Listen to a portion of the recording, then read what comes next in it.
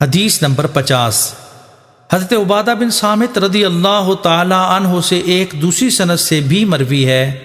حضرت صنابحی فرماتے ہیں میں حضرت عبادہ بن صامت کے پاس حاضر ہوا اور وہ موت کی حالت میں تھے۔ یہ دیکھ کر میں رو پڑا تو انہوں نے فرمایا رک جاؤ، کیوں رو رہے ہو؟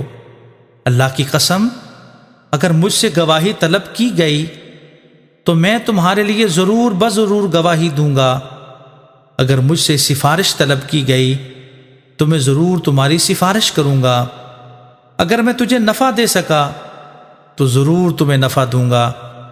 پھر فرمایا اللہ کی قسم میں نے رسول اکرم صلی اللہ علیہ وسلم سے جو حدیث بھی سنی جس میں تمہاری بھلائی ہے تو تم سے بیان کر دی، البتہ ایک حدیث بیان نہیں کی، اور ان قریب آج تم سے وہ حدیث بیان کروں گا، اور میرے نفس کو گھیر لیا گیا ہے، یعنی موت کا وقت آ گیا ہے۔